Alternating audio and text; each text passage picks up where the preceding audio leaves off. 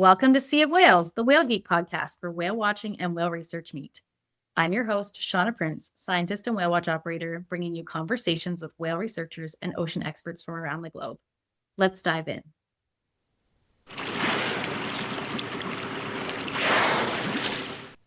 Today, we're joined by Andrew Stevenson, a self-taught filmmaker, author, economist, and marine researcher. For nearly 2 decades, he has spearheaded the study of North Atlantic humpback whales in Bermuda, transitioning seamlessly from a global nomad to an authoritative voice in marine conservation. Welcome, Andrew. Thank you. Thanks for joining us today. I guess we'll get started with, how did you get into studying humpback whales? So when I got married, I married a doctor, a physician from New Zealand, and we agreed that I would be the daddy at home and she would carry on with her medical profession, medical practice. And I was walking on the beach with Elsa when she was 2 years old. And this is the beach literally at the end of our drive. And we'd walk on the beach every day. And suddenly a whale breached right off the breakers, like a couple of 100 yards maximum off the beach. And she said, "What is that?" And I said, "A whale." I did not know what kind of whale it was. This is in 2006. Mm-hmm. And she said, "Why does it do that?" And I said, "I don't know. Let's go up to the house and find out." And within half an hour of being on the computer, I went, "Oh my God, I'm sitting on a gold mine." And 20 years later, I have been proven correct. I have no background in marine science whatsoever or filmmaking. My degree, my education was in international economics. But what I realized when I did that research that day was that there is nowhere else except Bermuda that provides a platform with a window into the pelagic mid-migration of the journey of the humpback whales. Mm-hmm. Between Alaska and Hawaii. Once they leave either place, you have no idea what they're doing in the middle of the ocean. Yeah. Down in the southern hemisphere, you've got Western Australia and Eastern Australia, but they're not in the middle of the ocean, so it's not quite the same thing. So 20 years later, I've discovered so much about particularly their social behavior, that is just completely new to science. And it's because I do have this window with perfectly clear ocean. And 10 years ago, once we started using drones, that just increased our knowledge of their mid-ocean social lives exponentially, because we could see every detail of what they were doing. So that's how it all started. Awesome. So cool. And I know you and I have done talks sort of from the different parts of the migration before together, which is really fun to get to talk to people who know whales in one area. But, to have everybody all sitting around the same table, that was a really neat experience when we did that. That was great. Tell me about your work in Bermuda. So what have you been specifically working on? Well, originally, the whole exercise started, it was more of an intellectual exercise. I said to myself, I'm going to make a film about the humpback whales in the middle of their migration in the middle of the ocean. And a lot of Bermudians said that that was going to be impossible because the whales are just passing by. They're here for about 3 weeks. And to make an underwater film on the humpback whales was going to be even more difficult.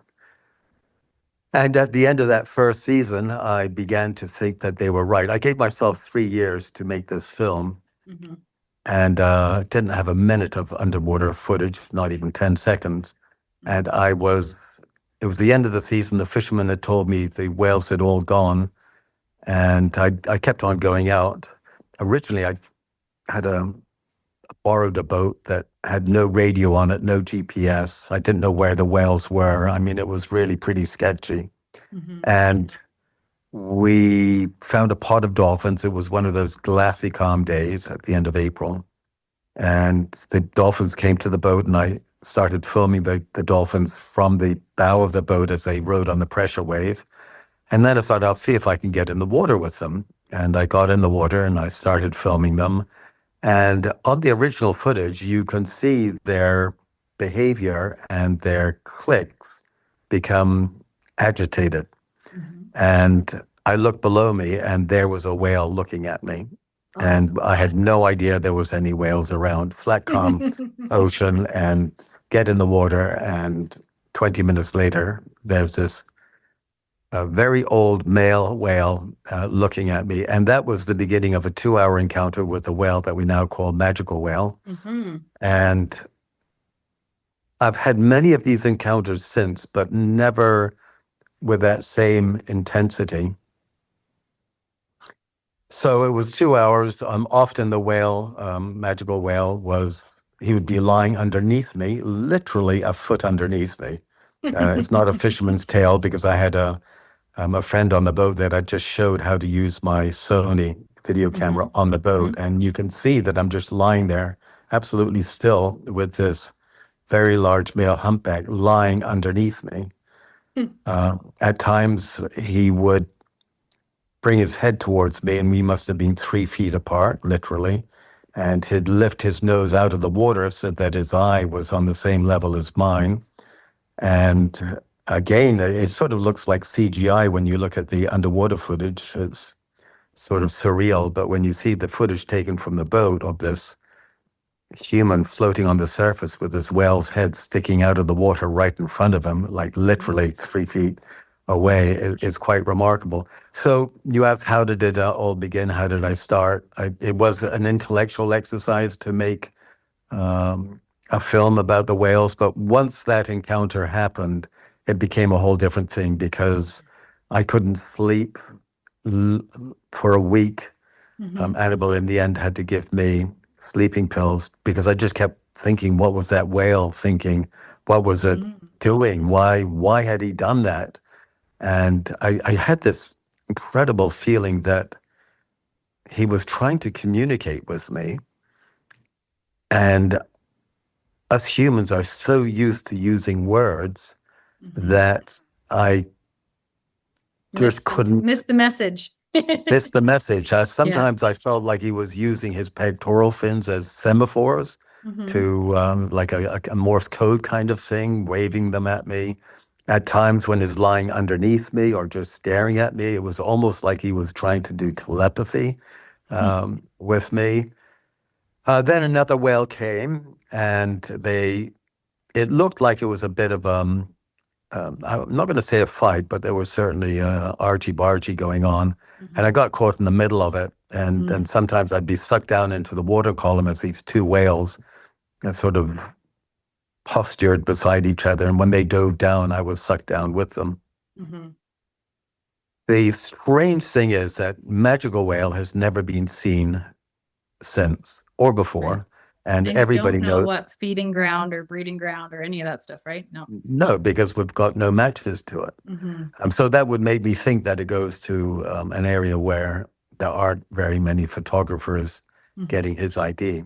The other whale that did have this posturing sort of aggression for, I guess, about 20 minutes is the whale that we have seen the most often.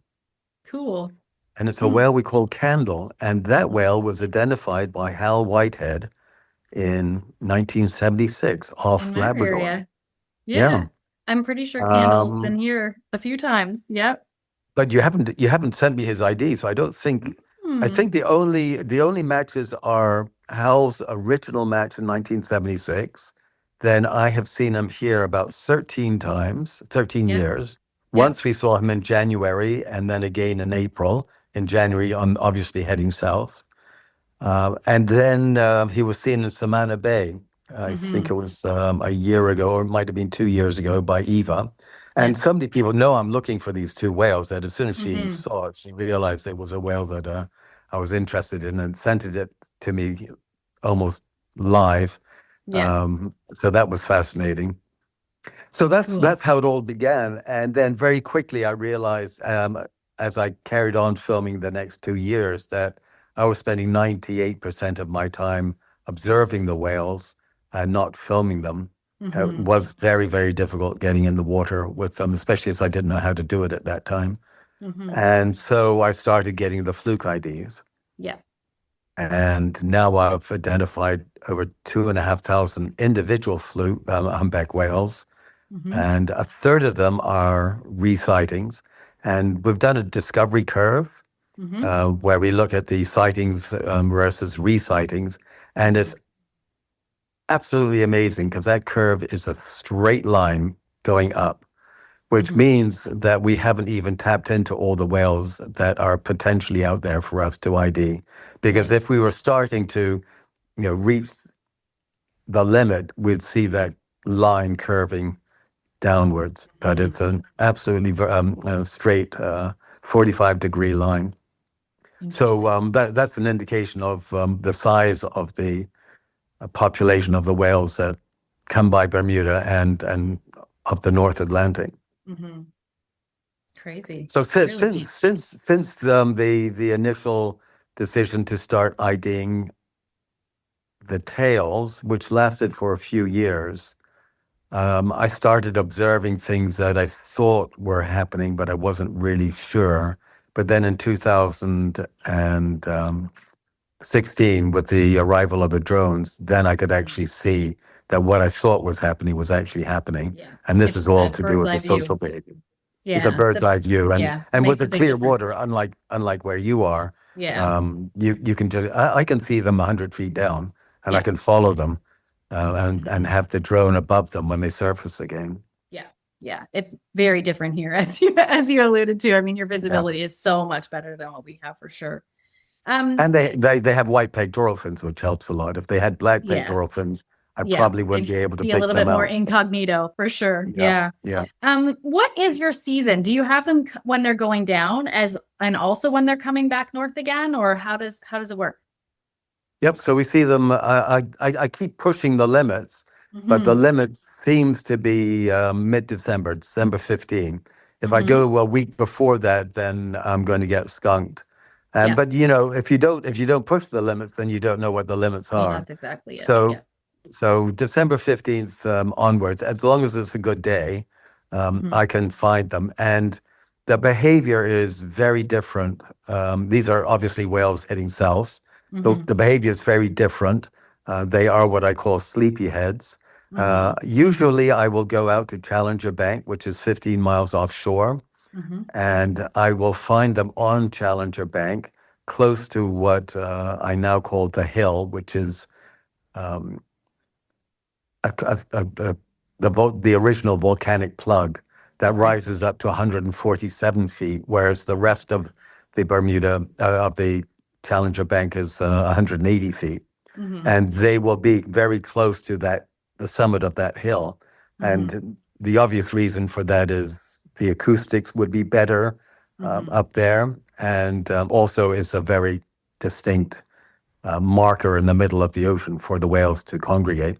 And so Yeah. what they're doing there is they are in their sleepyhead mode. They will be sleeping for about 50 minutes, 50 minutes. Mm-hmm. And when they surface, they're barely blowing, they're barely surfacing. They just take a couple of breaths and then they sink down again and they're down for another 50 minutes. So it can be very exacting of your patience. But those are Mm-hmm. the whales that I'm really interested in. And if they do raise their tails, then we get their fluke ID. Sure. Yeah. Sounds very much like watching Uh, sperm whales, to be honest. That's sort of how they go, but they're not sleeping when they're on the bottom. They're, typically feeding. But yeah, it's a very, very different rhythm than what we're used to normally with humpbacks for sure. Yeah. yeah. So Yeah. that's the prevalent behavior, and it would be mostly out there, but we can see them coming by our shores. We can see them from shore as they're migrating south. So they're filled to the gills with food Hmm. from feeding Yeah. up north. So Yeah. they don't need to opportunistically feed, and we do not see them Hmm. opportunistically feeding on the edges of the Bermuda platform or Hmm. Challenger Bank. The Yeah. other thing that I have seen on 7 occasions in December or early January is a mother with a tiny calf. And Oh. that calf must have been born here. Yeah. And Wow. one year we saw that mother and calf for a period of about a week all around Bermuda, on the south side, on Wow. the north side. Yeah. Yeah. So I thought that the first time it might just have been a premature birth of a mother Mm-hmm. still Mm-hmm. on her way south. But with seven different years with a mother and calf, I'm thinking that there's a possibility that they are going to recolonize Bermuda as a birthing Maybe. ground, Yeah.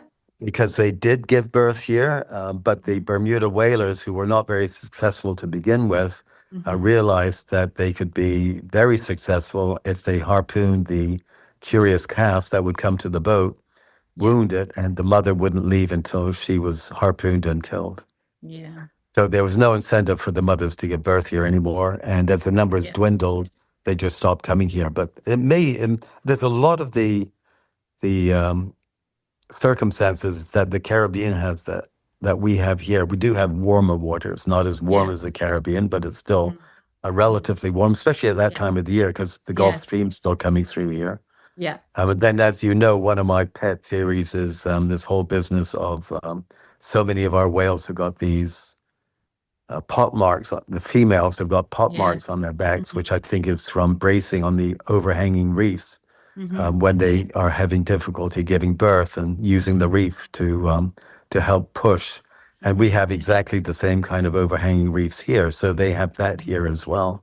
Yeah. And then we have the shallow waters. We have 400 miles of water that's 70 feet deep, Mm-hmm. which is similar to the Silverbank, and they have that as well. So it wouldn't surprise me that we might see these births continuing here. That'd be great.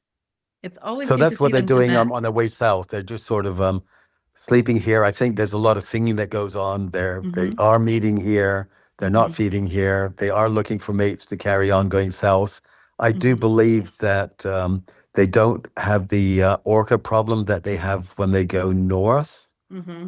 Uh, But on the other hand, I just saw some footage from National Geographic showing an orca attack on a mother and calf leaving the Caribbean. So Mm-hmm. maybe there are definite threats there. And then when they head north, they are feeding here because they Mm-hmm. had been starving for four or Yeah. 5 months.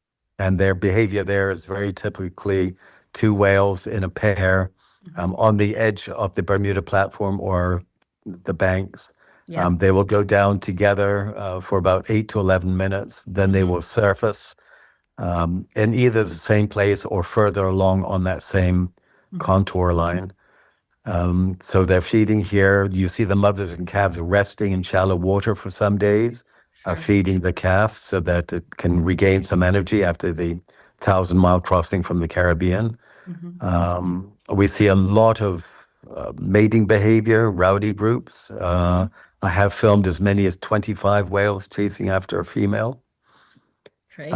I also see what I am pretty sure are groups of very large females, and I call them menopausal grandmothers. And I think that they are hovering around here to act as escorts to the mothers and calves that come up here. At first, I thought it was always a male that Mm-hmm. was the escort to the mother and calf, because usually, if they do arrive here without an escort, they will have an escort by the time they leave. Mm-hmm. And there's every incentive for them to do that because of the orcas that are up north, and roughly Absolutely. 25% of our Safety in whales have got, numbers. Yeah. yeah, they've got these orca bite marks, and those are the ones that survived. Mm-hmm. So, but then I began realizing that, you know what, that escort is actually bigger than the mother. It doesn't have any scars on it. Mm-hmm. The dorsal fin is perfectly intact, and I really wonder whether it's a female. So Mm-hmm. my assumption that they're always males is now tempered by the fact that I think they are sometimes what I call these grandmothers. Absolutely. Do you see, it used to be here for us that we would have sort of three different waves of humpbacks arriving on a feeding ground, with sort of a pronounced pause in between the different groups. Do you see them traveling in different groups? Is it en masse? Like, is it, or can you even tell maybe when they come through and heading back north?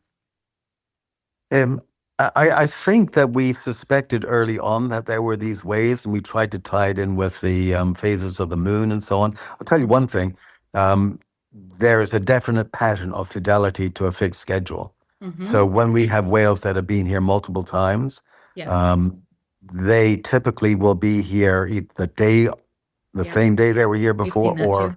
Mm-hmm. very similarly. Yeah. And the outliers to that would be the mothers with the females that are newly impregnated. They would want to Yes. start heading north as quickly as possible. Mm-hmm. And then the late ones would be the females with calves who want to stay Yes. down south Takes as them a long as little bit possible. longer. Yeah. But otherwise, given the fact that most of the whales that we see are males, there Mhm. is a definite pattern of them showing up within 3 days of when they were here before. Yeah. It's But kind to of say wild. whether they were big waves, I'm not 100% sure of that. And the problem is that our observations are weather related. Yes, that's true. So we can't get out when it's rough weather. But I Mhm. would say that when it's really been really rough weather and we have some calm weather, we'll see a lot of whales out there. But that sort of makes sense. Mm-hmm. Yeah. Yeah. It's so interesting to hear about how they behave and the things they're doing in other areas, you know? It's just it's remarkable really that these same animals have such varied behaviors at different times and in different spaces. And even for you seeing them where they're absolutely not feeding on the way south and definitely opportunistic feeding on the way back, right? So that's Yeah. always interesting. I know there was Allied Whale did a study looking at scarring from the tails, the fluke shots that were submitted from different feeding grounds in the North Atlantic. And our region had the highest incidence of orca attacks of any of the other feeding grounds. You know, it's always interesting because you can only work with the data that you have. And so of course we don't know about, do we have more orca attacks or do we have more unsuccessful orca attacks? So just more animals that are scarred as a result of this. So maybe ours just aren't as good. It's hard to say. But you know, we don't have any record of the ones that were successful, of course, because they're no longer in the population. So the best guess is to look at the scarring. We had a really interesting one last night when the camera came in that has, at first when I saw the back of the tail, I wondered if it was a prop injury. So if you're looking at the back of the tail, just on the top right hand or top left hand side, I guess it is, it's like it's almost if someone took a can and pushed it through the tail from left to right and took out like a massive chunk right across the middle of that tip of the tail. And it looked all like the way through the tail? Not from front to back, but from left to right. So across that point that's on the top of the tail. And it so it looked as though I wondered if like maybe it was prop marks, but then when I saw the pictures later, there was another sequence where it was a full dive sequence. On the front and back of the tail on both sides, there are these marks. So it's orca for sure, where it would have bitten and then pulled off. So if it had been a prop mark, it would only be on the one side, right? But interesting. I haven't really seen that. Like you see where they will bite out, you know, almost like a bite of a cookie kind of out of the trailing edge of the tail, or the teeth marks. We see that quite often. And sometimes even on the dorsal fins, but I've never seen that before. So it looks like they actually got a chunk, you know, took out a good chunk on that one. I've never ever seen one like that before. So not fresh. But you couldn't see all the way through. No. No. It's from left to right. There's a chunk missing, but the top of the tail is still there and it's like part way down. I mean, it also gave me a really different sense of like how thick the tail is, right? Because it has this like almost cylindrical piece that's been cut out from left to right. It's very strange. I'll send you a picture. I'm repeating myself, but is it cut all the way through the tail? Like from you can left see to right, through it? you can't see daylight. No. Oh, okay, right. No, it goes across the tail, not through the tail. Yeah. No, but I meant, did it perforate the tail so you could see the other side all the way through it? No. Okay, No. yeah.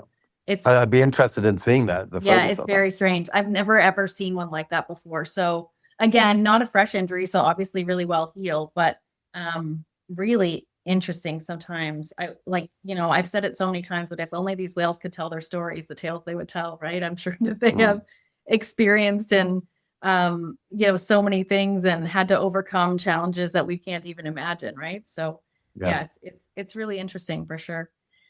Did you notice this year any trends, anything that was out of the ordinary from previous years? No, not that I can think of. No. No. So it seemed like it was a pretty average year in terms of, who you'd have coming through and behaviors and any of those things.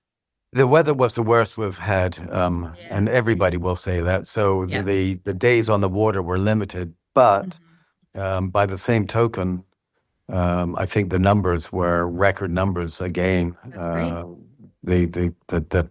The population's obviously increasing.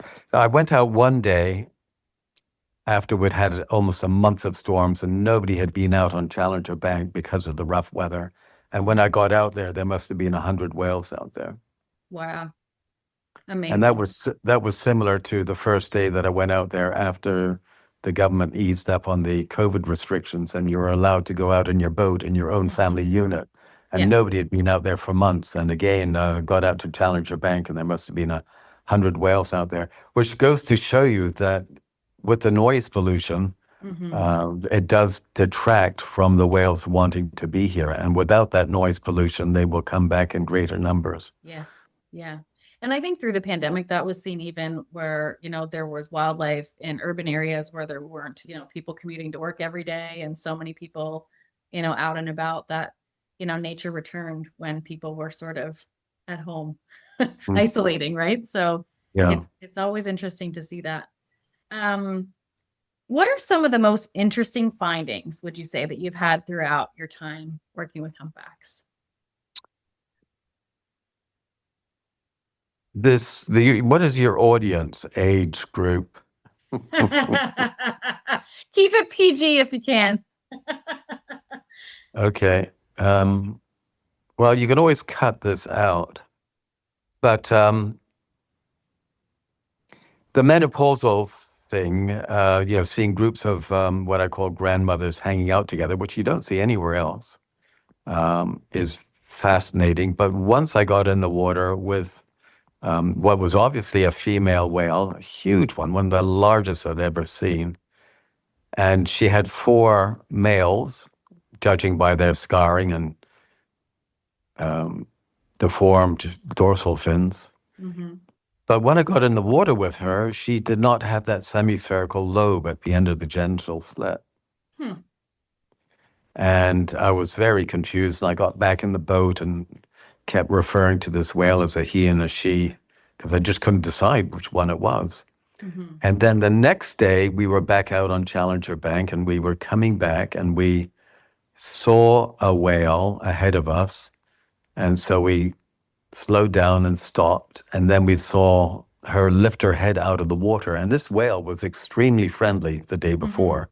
And as soon as the head came out of the water, I recognized the head because she'd been spy hopping with us. I mean, literally one foot away from the boat, literally.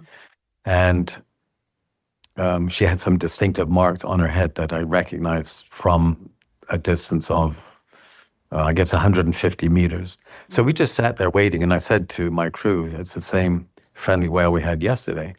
And she was with a mother and a calf. And then she brought the calf to the boat and she started lying on her back, peck slapping. And the calf did the same thing. And the calf was so close to the boat. I mean, it was literally right alongside the boat. And at the end of this peck slapping on its back, it lifted its tail up, its fluke out of the water, and rested it on the side of the boat. Wow. Yeah. And so here was what I thought was a transgender female. And then I began thinking, oh, well, maybe it's a grandmother. And then that behavior the second day was very much like a grandmother bringing a calf over to the boat. So what is that semispherical lobe for? The male, the genital slits of the male and the female look very similar. It's just slightly different positioning on the body. But when a male is trying to impregnate a female, it's very difficult for him to know exactly where he is. And so that semispherical lobe, to my mind, would be an indication to that very sensitive member as it's groping around to realize, okay, this is where I am. I'm in the right place. If you are menopausal, then you would not want to have that provocative semispherical lobe. Yeah. And so I think it disappears. And so that was just an extra layer of not proof, but information on the possibility of humpbacks having menopause.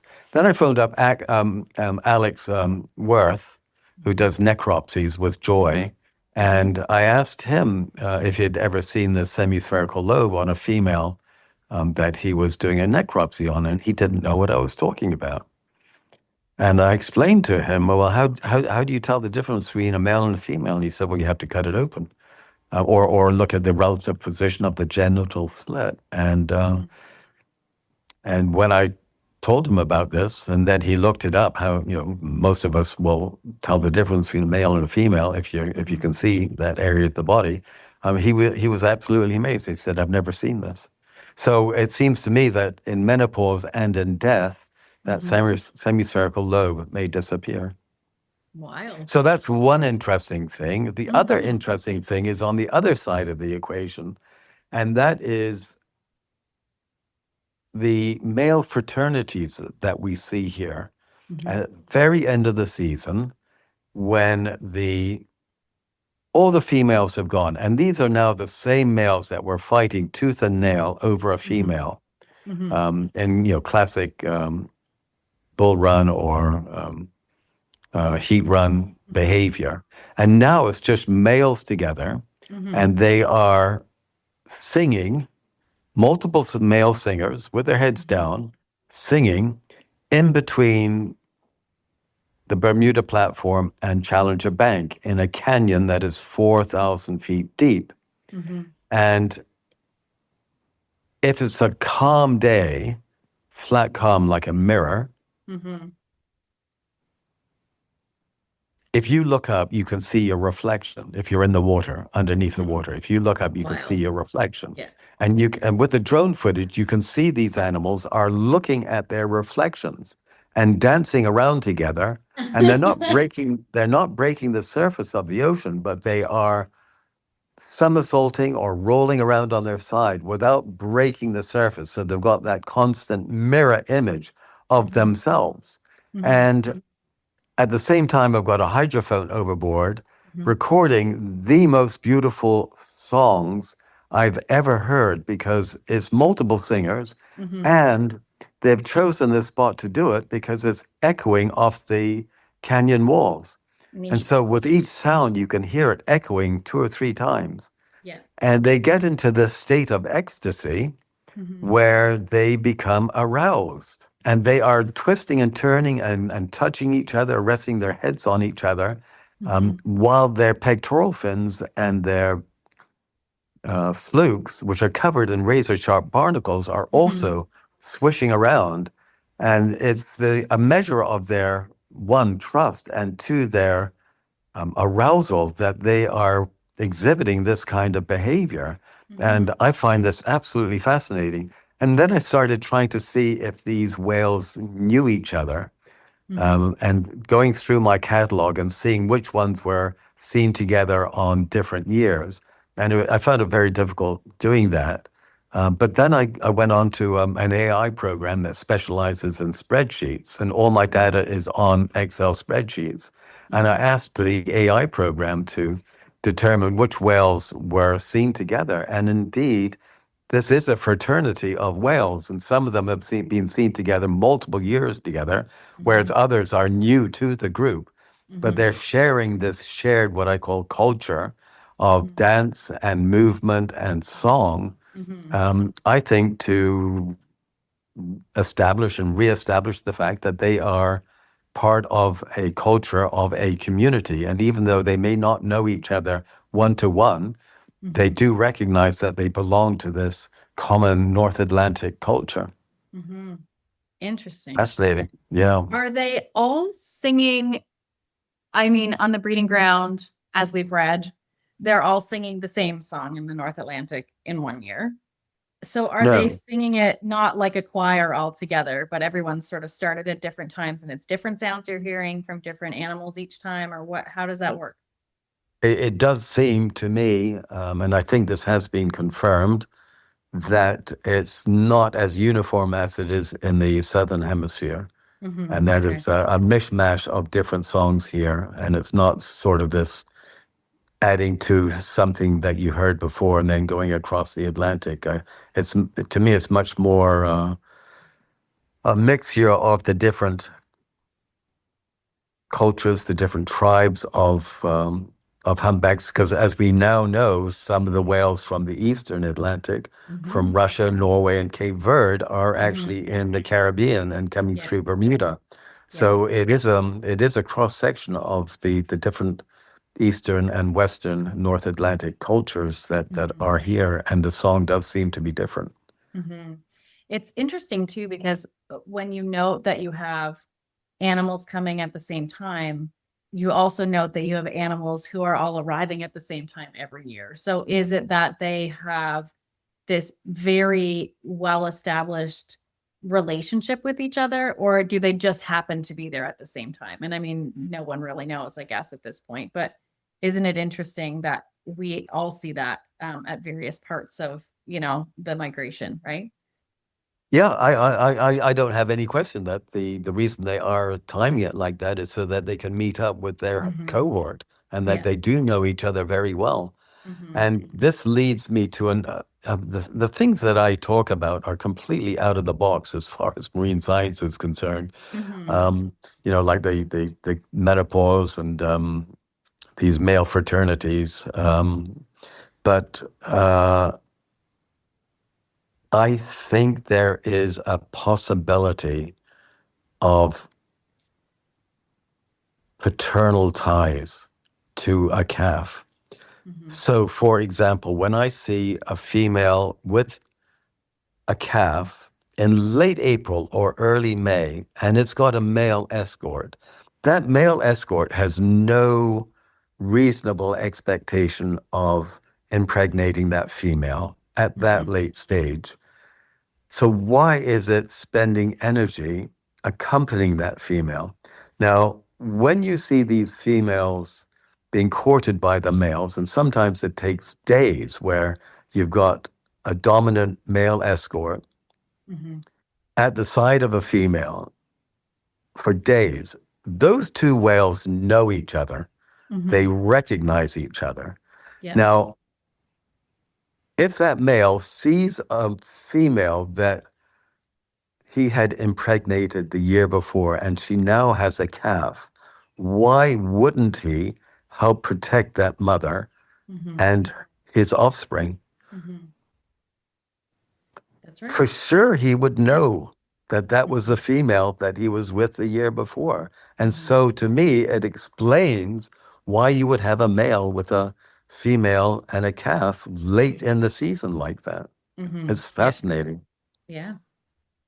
You never know, right? I mean, we have certainly found stranger things from the data, right? So it'll be interesting to see as time goes on if you can, prove beyond a shadow of a doubt that that's what's happening, if that's even possible with these animals. I Yeah, mean, we well, miss right, so good. much of everything, right? We miss so much when Yeah. they're below the surface. We miss so much when they're, in between breeding and calving and, congregating, and when they're at sea for long periods of time. Like, we miss so much of what's happening that really it's, a lot of guesswork sometimes, right?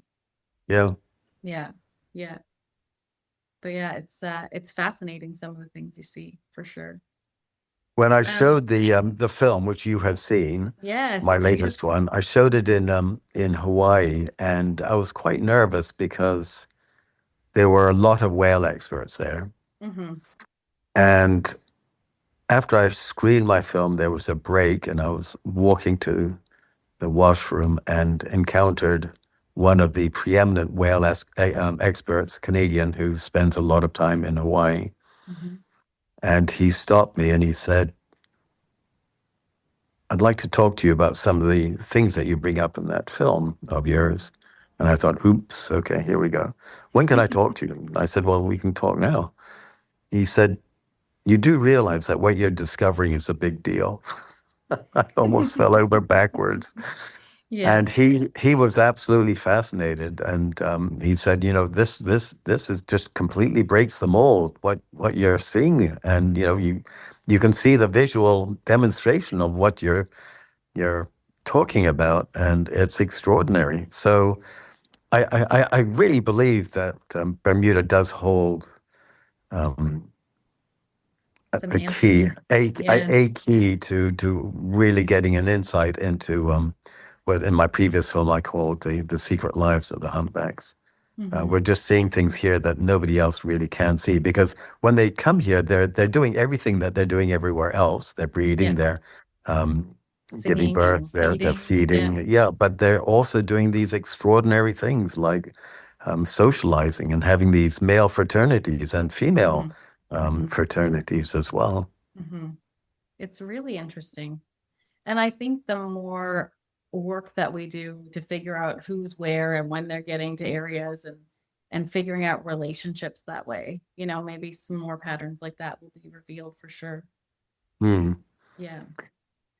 I Yeah. think it was great having that chat with the North Atlantic Humpback Whale Naturalists Association, where you've got you know, tens of thousands of hours of experience with the North Hmm. Atlantic whales. It'd be Yeah. great if we could expand that to other areas, and we are now down to the Hmm. Caribbean with Catherine and Kathy, Yeah. and maybe Patrick in Ireland and Hmm. others to get a better idea of what these whales are all about, and not just our own little viewpoint from our own jurisdiction. Yeah, exactly. Yeah. I mean, we're only seeing such a small part of their entire life, their entire year in their life. Um, Mm, and how does that impact the rest of their year? It's interesting. I mean, a couple of years ago, we had, as you say, people tell you the whales aren't there, but how do you know if they're there if you're not out there? yeah. And so there are some birds that are hunted in the winter here. And so Chris was out with a friend and saw a couple of humpbacks. And it's normal for us to have a congregation of humpbacks around Christmas time. This was in late February and early March that he was out with these two animals and got photographs. And so the story around here had always been that they were teenager whales that weren't really old enough to be going to the breeding and calving grounds yet. So they would Mhm. stay for the winter and feed. um, that isn't the case. So the one had had a calf the previous year, and the other one I don't believe we've been able to identify as of yet. So, if, and it wasn't just, it wasn't a calf that was with that one Mhm. by any means. It was a larger animal. So, that has completely smashed the narrative of like, why are you here? So, had that animal made the migration south already and had come back early to continue to feed, or did she just take a year off and stay here to feed? And I mean, I don't know the answer. The other thing is, are they self-aware enough to know that they're not pregnant? So if she had had a calf the previous year, does she know that she's not pregnant and so doesn't need to go there to calve? Like, I mean, these are all questions. um it's just, it was interesting, and it sort of confirmed some things that we had wondered about. But I mean, this is one observation, because typically people aren't on the water when they're here in the winter. So are we missing a lot of these kinds of um ones that stay all winter to feed, or is it that they're few and far between? I mean, some years it's completely iced over and nobody can get out anywhere, even when there is a commercial fishery on, or people are going out to hunt birds or whatever. So again, when the weather is bad, people don't get out there, and then we have coupled with the ice and snow and all the other things that come to a Newfoundland winter. But that was definitely interesting, and it would be really neat to get some more data on that and have a better idea about who's coming and why they're coming and staying at that time of year. So, you know, um, and I think the other thing is that I talk about this a lot on the boat, is that we try to put things in boxes and make rules and decide why things are happening. We like things as humans to be in categories, and the reality is that these animals do things for various reasons, and we may not fully understand any of them. So it would be sort of like if someone was observing humans, like, oh, I just saw him scratch his nose, why is he scratching his nose? Well, there could be 50 different reasons you just scratched your nose, right? Mhm. And with them, the behaviors that we see, it could be the same thing. Is that that behavior means this in this context and that in another context. um and so it's just, it's complex, and I think sometimes maybe it's been simplified to a point where it doesn't make sense, right? Yeah. We know that the numbers of males to females down south is let's say 5 to 1. So where are all those females? Surely they must be where you are. Maybe that could be the missing link, right? Yeah. Well, I just assumed that. But I didn't realize that it was so difficult to observe them in the wintertime. Yeah. I mean, sometimes our harbor freezes over. Sometimes we have pack ice from the Arctic, so like getting out there just isn't possible. Right. And then of course it's freezing. It's sub-zero temperatures and snowstorms and big winds and Yeah. so it's not as simple. And of course, they're not always feeding. We're so lucky here because, they're feeding on capelin that lay their eggs on the beaches. So the feeding is very close to shore in the summer. Right. And it's not always like that in the winter either. So, it's a little bit more complex to have those observations in the winter for sure. Right.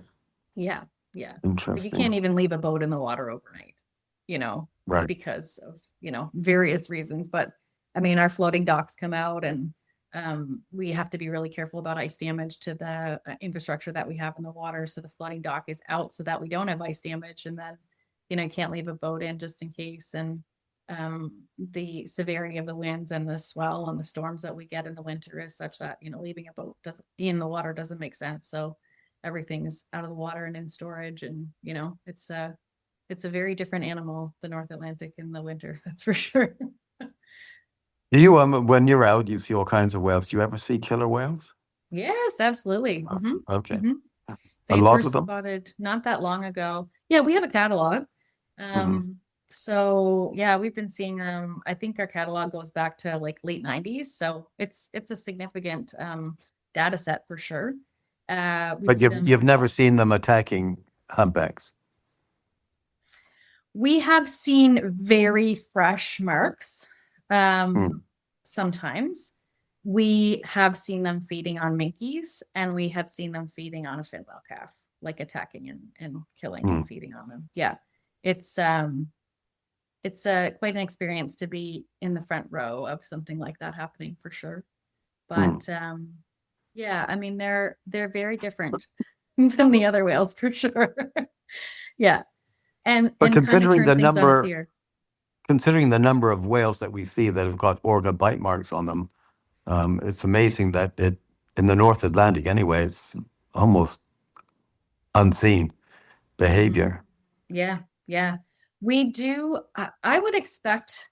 I mean, this is totally my take on things, but the rake marks that we see on dorsal fins and on tails, and the interactions that we see with orcas with other whales, my expectation is that these attacks are primarily happening when they are younger animals.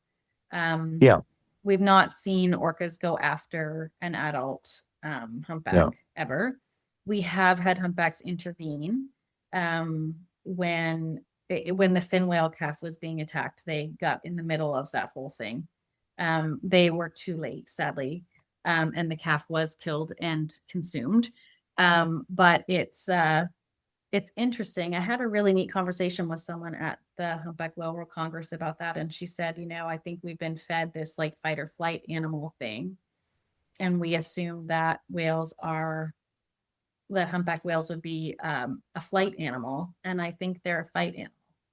And so that's how they get this. You see like articles every once in a while about them being the superheroes of the sea.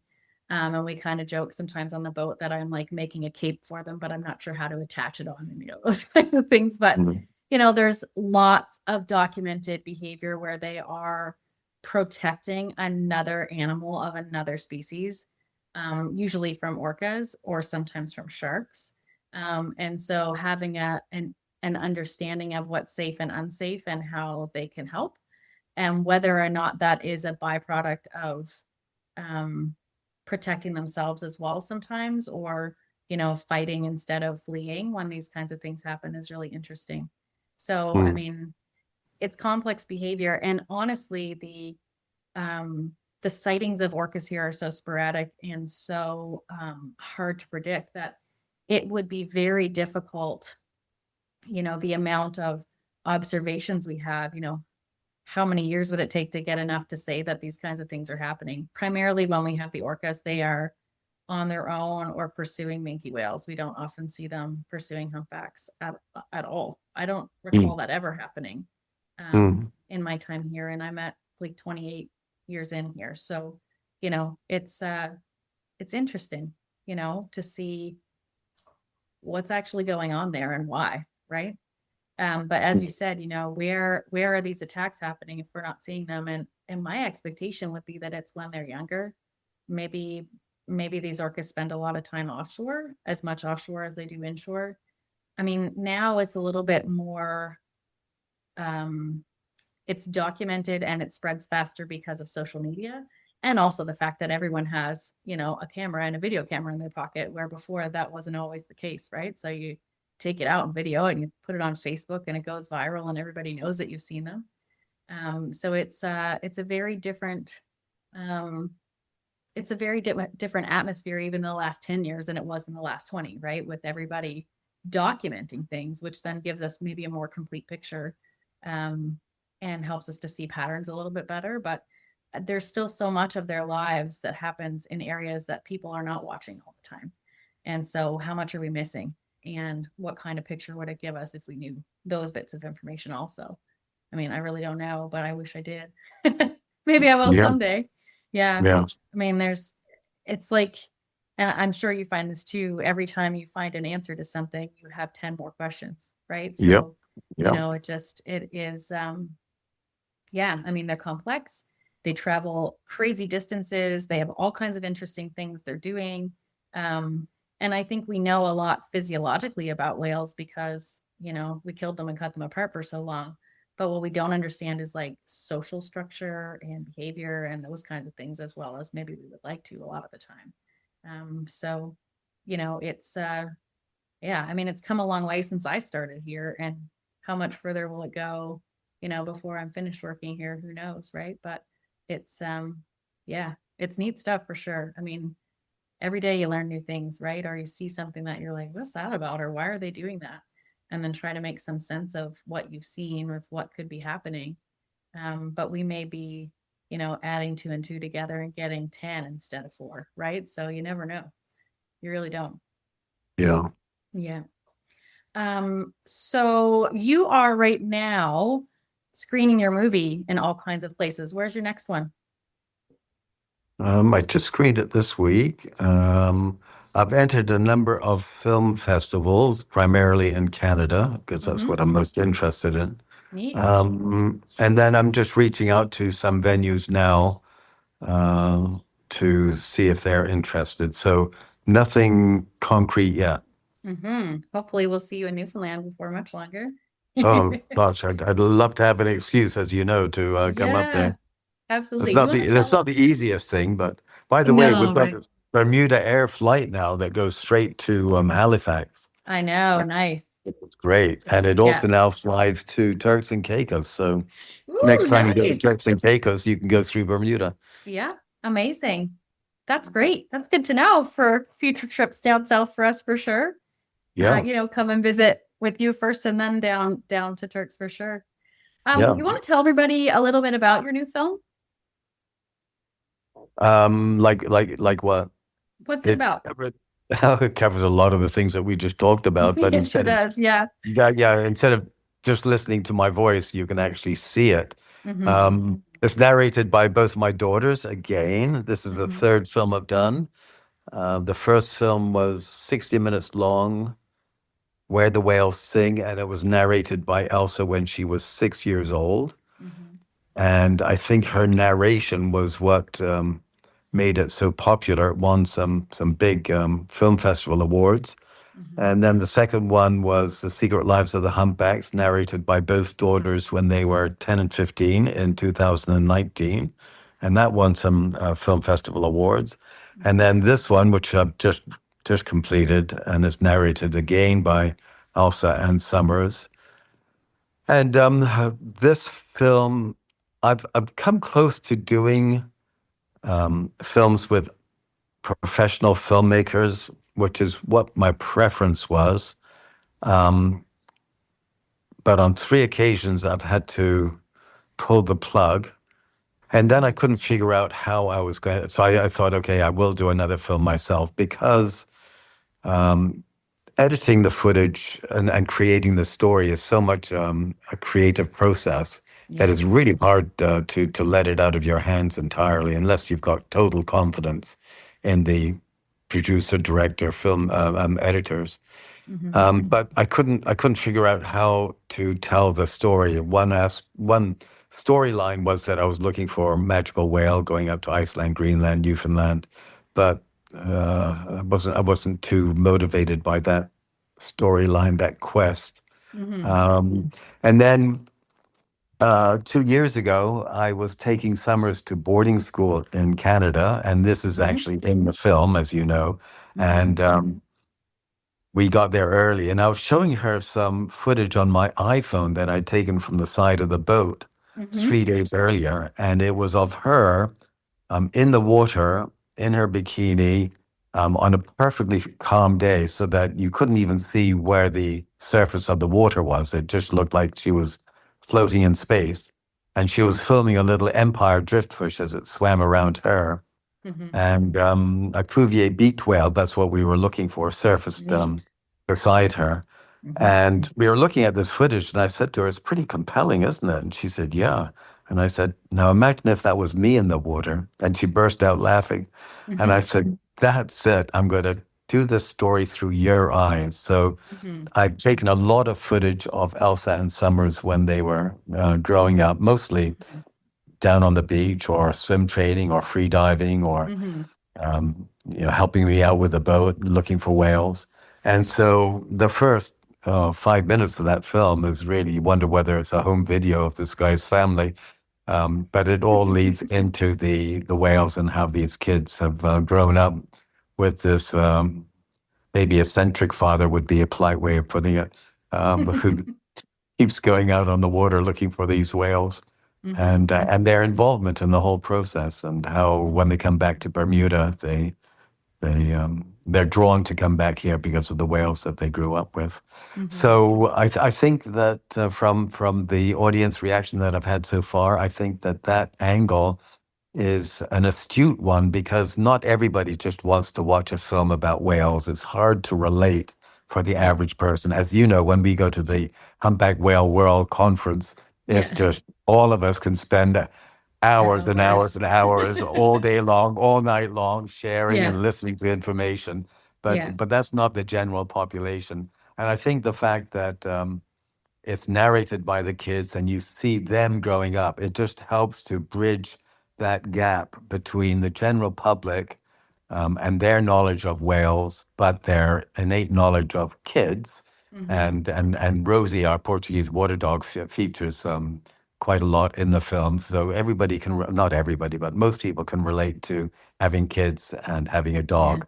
And I Yeah. think Yeah. that provides a nice stepping stone to make the 47-minute film seem a lot shorter and more interesting. Hmm. Absolutely. And where can you access? I know the third one is not widely available yet because we're still doing screenings, but where can you access the first two?